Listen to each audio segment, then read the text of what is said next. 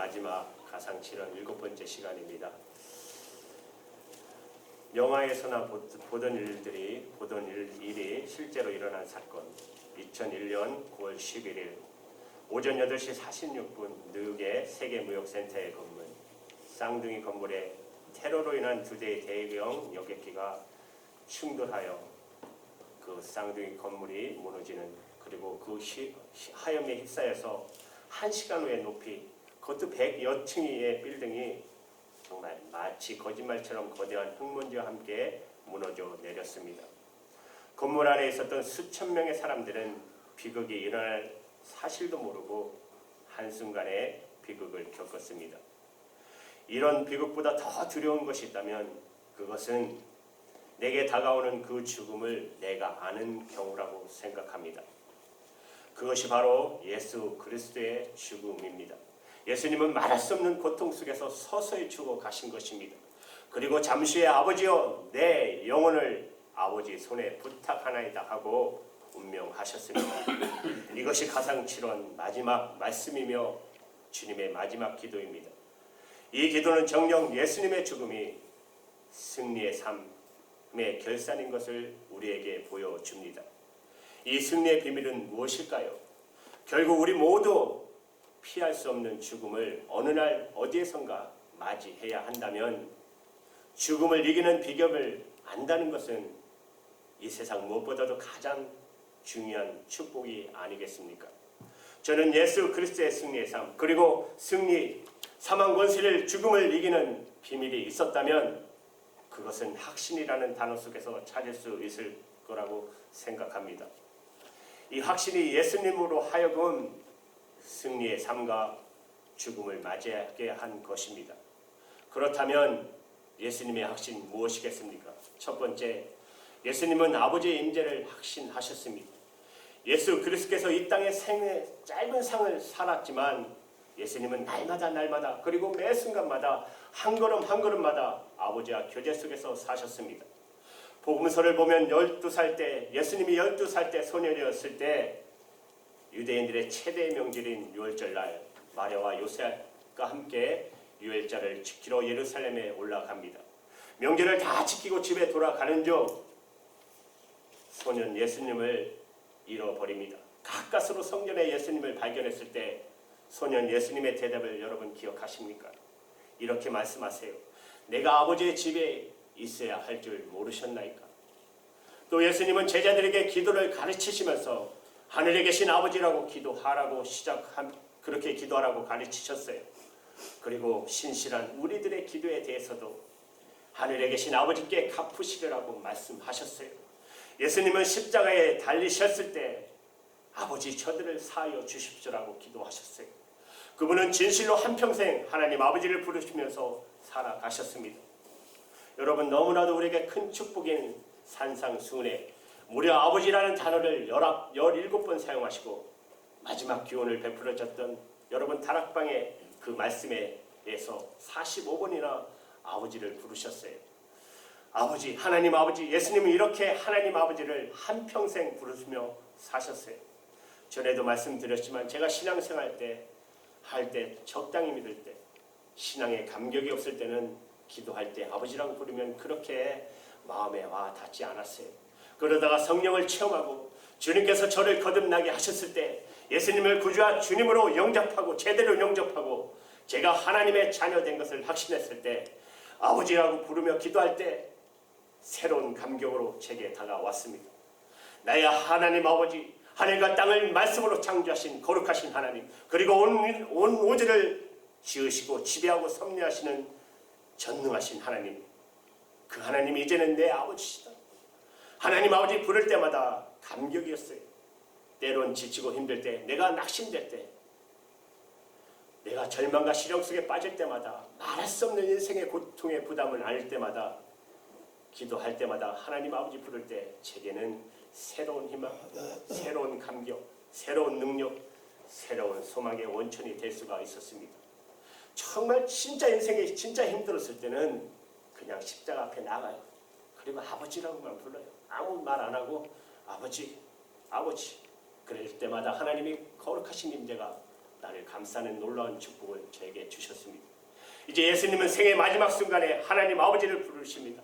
아버지, 내 영혼을 아버지께 부탁하나이다. 하나님 아버지의 응답을 확신했기 때문입니다.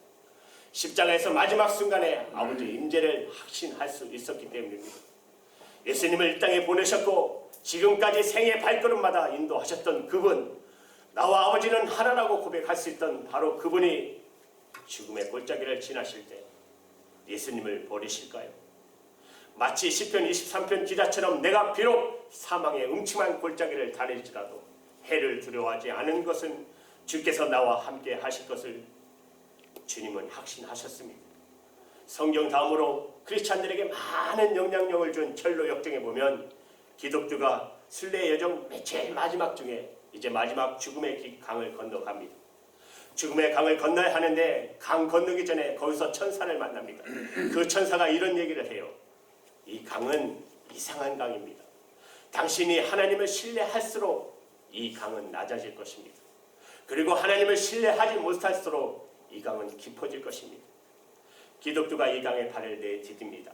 이 강에 들어서자마자 두려움이 엄습해 찾아옵니다. 무서운 공포가 엄습했어요.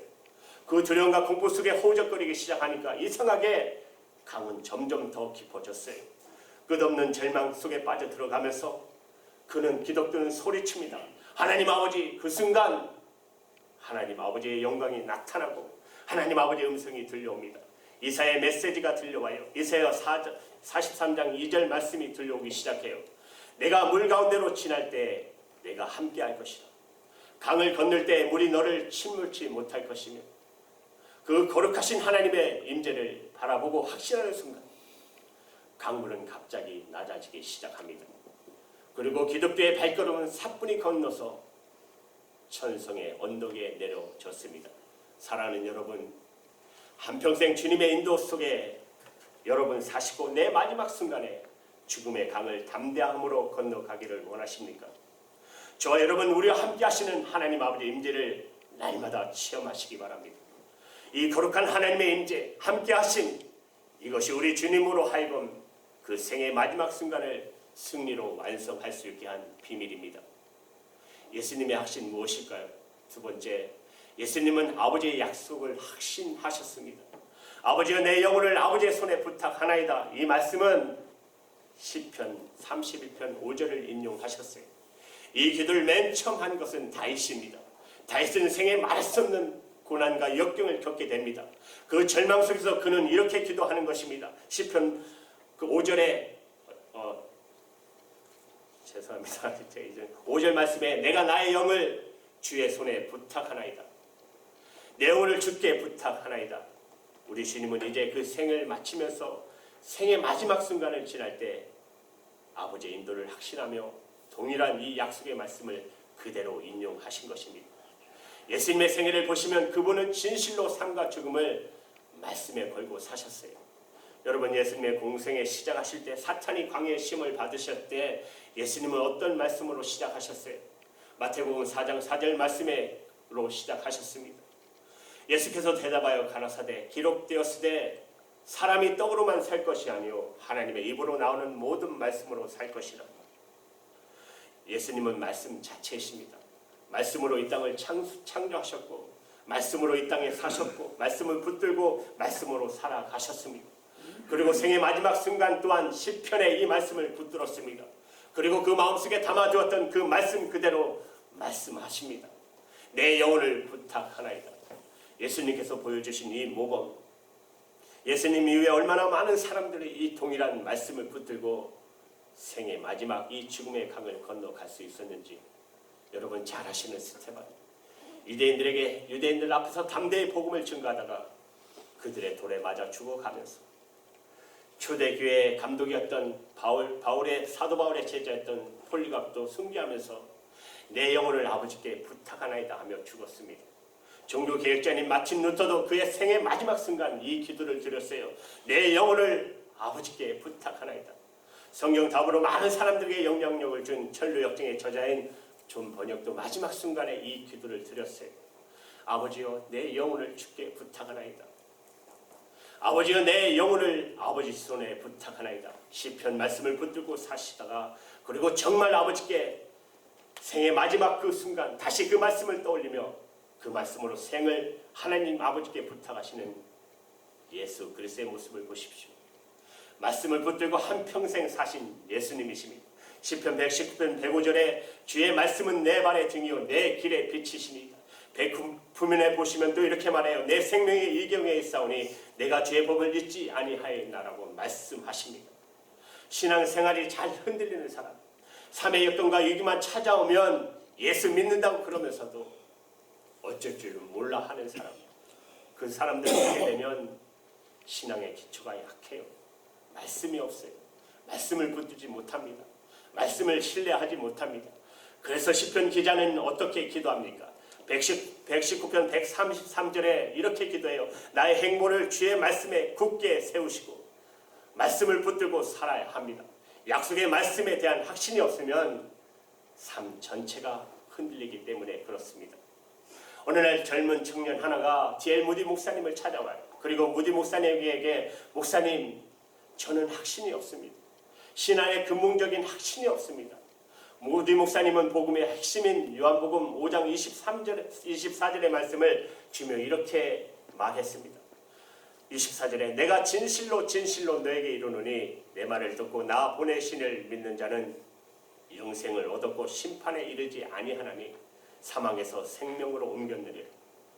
무디 목사님이 청년에게 말해요. 여기 믿는 자는 영생을 얻었고라고 하지 않았습니까? 청년이여, 형제여, 예수 그리스도를 구주와 주님으로 믿으십니까? 청년이 대답해요. 믿습니다. 그러면 영생을 얻은 것을 확신하십니까? 대답해요. 글쎄요, 그건 모르겠는데요. 아니, 다시 한번 말씀을 읽어보세요. 내가 진실로 진실로 너에게 이르노니 내 말을 듣고 믿는 자는 영생을 얻었고 믿는 자는 영생을 얻었고 영생을 얻은 것을 확신하십니까? 목사님이 물었을 때 그 청년이 또 대답해요. 글쎄요, 아직도 잘 모르겠습니다. 아니, 믿는 자는 영생을 얻었다고 누가 약속하십니까? 누가 말씀하십니까? 하나님이시죠. 그런데도 못 믿어요. 글쎄요. 무디 목사님이 좀 화가 나셨어요. 젊은이, 당신이 뭐야? 하나님이 하신다면 하는 거지.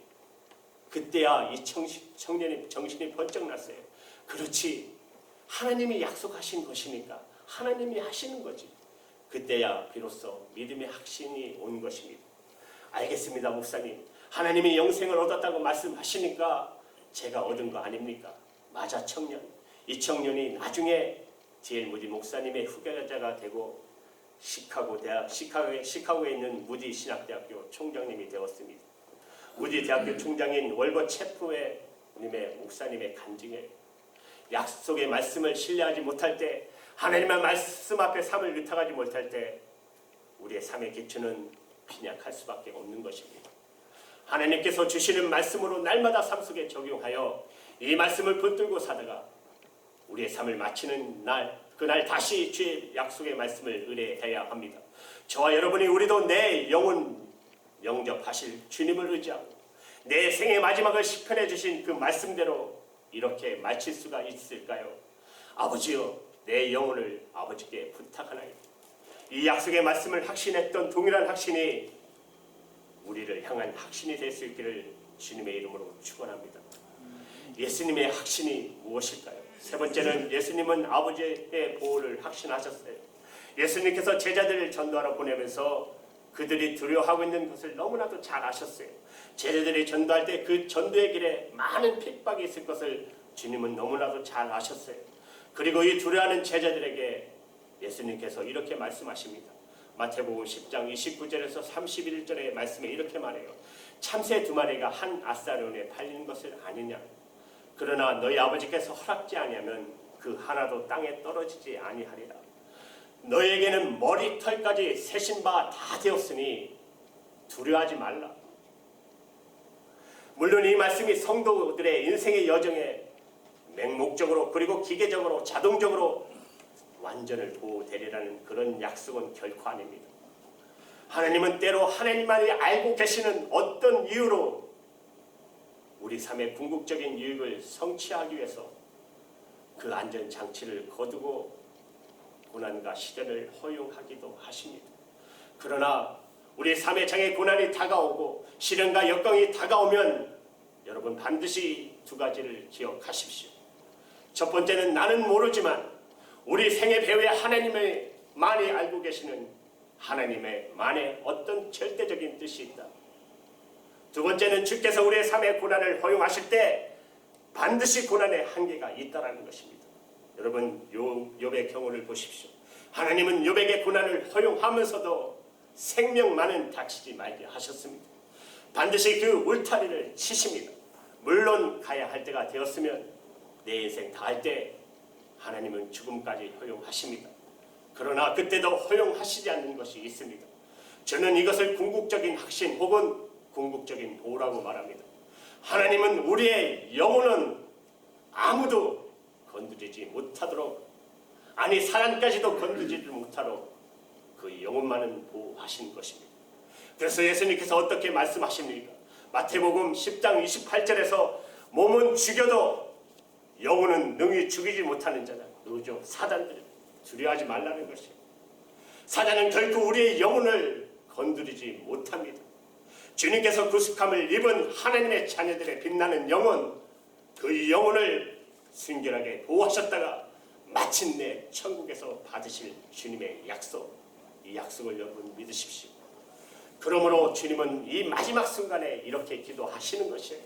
아버지여, 내 영혼을 아버지 손에 부탁하나이다.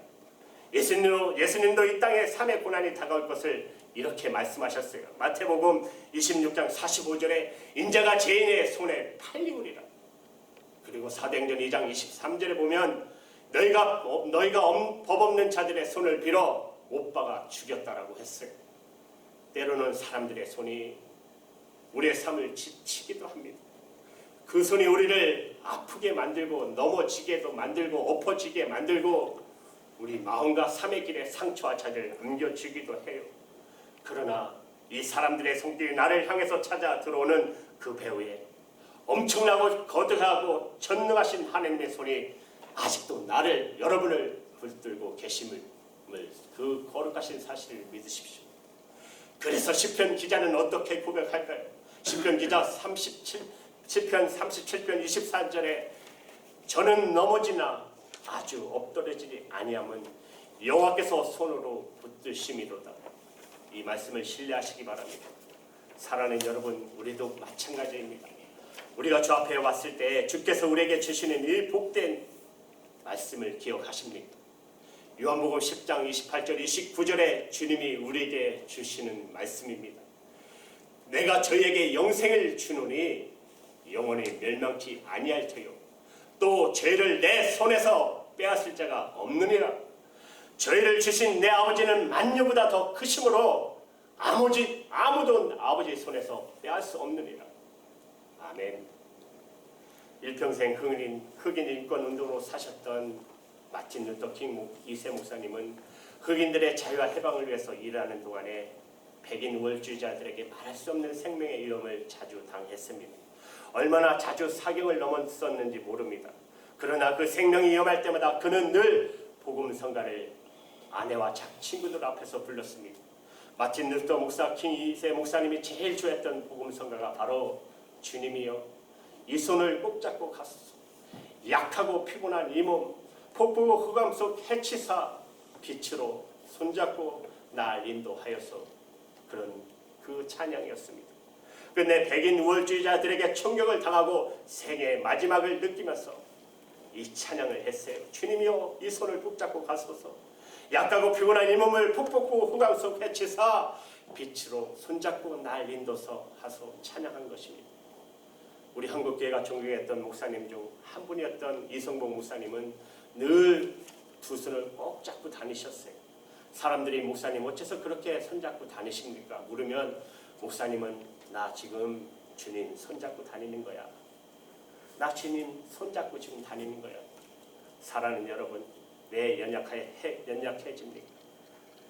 주의 손이 나를 붙들고 계심을 참으로 믿는다면 왜 죄를 질까요? 주님의 손이 나를 붙들어 인도하신다면 왜 좌절하십니까? 주님의 전능하신 손길은 지금도 내 손, 여러분의 손을 잡고 인도하십니다. 지금도 변함없이 전능하신 손으로 나를, 여러분을 붙들어 인도해 주시는 주님의 손길을 보시기 바랍니다. 그리고 그 손길 앞에 의탁하기 바랍니다.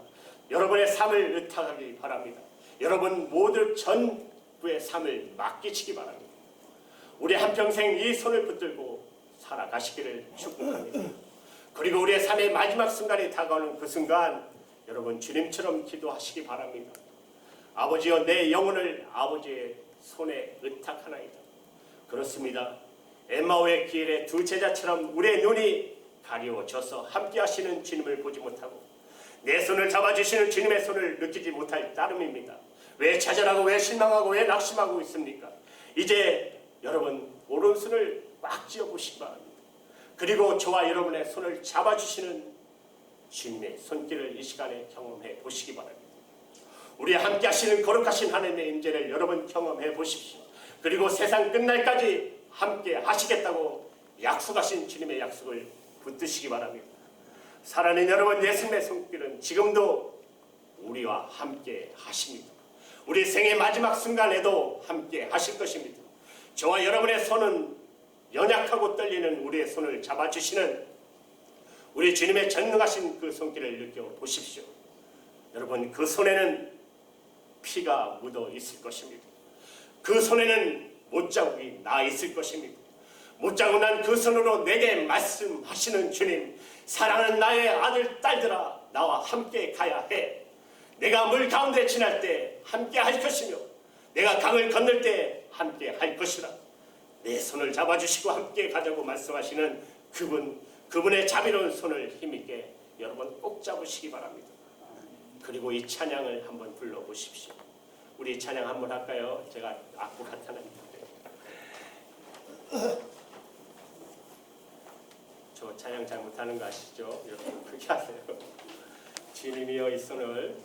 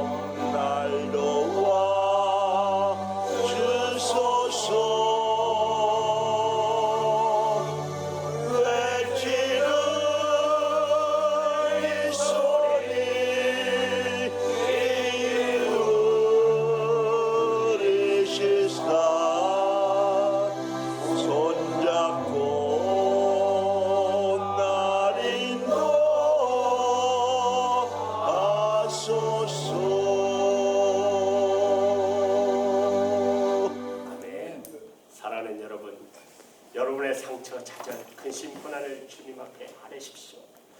전능하신 주님 손 앞에 걱정과 고통과 괴로움을 다 올려놓으십시오. 주님께서 우리의 손을 붙들어 이 시간도 여러분의 삶을 인도하고 계십니다. 그분의 능력, 그분의 권세, 그분의 사랑으로 승리하게 하실 것입니다. 담대하라, 내가 너와 함께하리라. 세상 끝날까지 내가 너를 도우리라. 옳습니다. 하나님의 거룩하신 손을 꼭 잡고 내 나머지 삶을 온전히 주님의 손잡고 달려가시는 저와 여러분 되기를 주님의 이름으로 축원합니다. 아멘. 하시겠습니다.